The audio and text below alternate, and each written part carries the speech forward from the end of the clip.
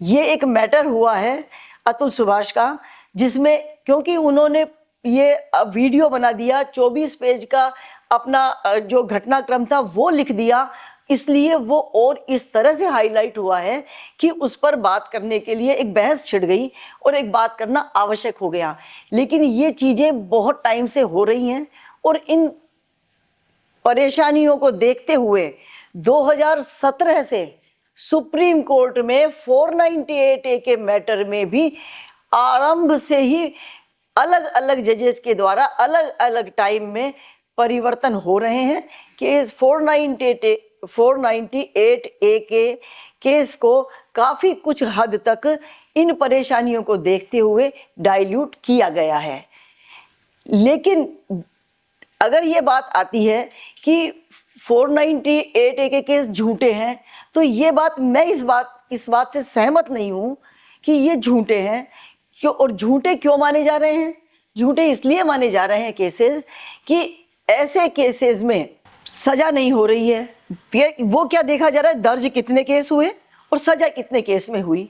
तो इनके बीच में एक तो बहुत कुछ हद तक मैटर होते हैं राजीनामा के, क्योंकि शुरू में दोनों पक्षकार इतने एग्रीड होते हैं कि दोनों झुकना नहीं चाहते हैं।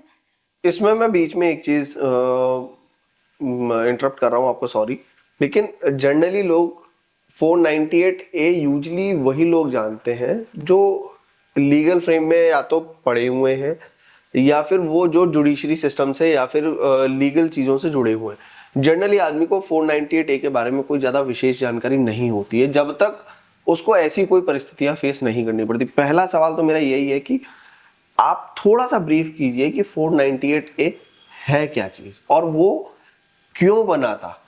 देखिए, बहुत ही अच्छा प्रश्न है आपका, बहुत ही अच्छा प्रश्न है कि 1876 में जो हमारा कानून बना, आईपीसी की बात ही करूंगी, नया कानून तो 1 जुलाई से आया है। मैं नए कानून के बारे में नहीं बोल के मैं इनको 498 की ही बात को ही बोलूंगी, इसी सेक्शन को बोलूंगी। तो एक लंबे समय तक महिलाओं की ससुराल में परेशानियों को देखते हुए दहेज हत्या 304 जो बी है, दहेज हत्या वो इतनी होने लगी, ससुराल में दहेज के लिए इतना ज़्यादा परेशान किया जाने लगा कि अल्टीमेटली 1984 में इस आईपीसी में एक ये धारा जोड़ी गई, 498 जो थी उसके साथ 498A कर दिया गया कि ससुराल वाले या उनके कोई रिलेटिव, पति या पति के रिश्तेदार, यदि कोई भी महिला को दहेज के कारण परेशान करते हैं, दहेज कम लाई है या दहेज लाने के लिए परेशान करते हैं, और उसके लिए चाहे किसी भी तरह का वायलेंस हो, चाहे फिजिकल हो चाहे मेंटल हो, ऐसा वायलेंस कि जिसके लिए आदमी सुसाइड करने के लिए बाध्य हो जाए, और या फिर उसके शरीर, हाथ पैर, शरीर से वो इतना ज्यादा डिसेबल हो जाए, तो ऐसी स्थिति में उस महिला को दहेज के केस करने का प्रावधान इसमें जोड़ा गया। आपने ये पॉडकास्ट एंजॉय किया होगा। इस पॉडकास्ट में हमने काफी इंफॉर्मेटिव कम्युनिकेशन किया है और ये आपके लिए बहुत टाइम वैल्यूएबल भी रहा होगा।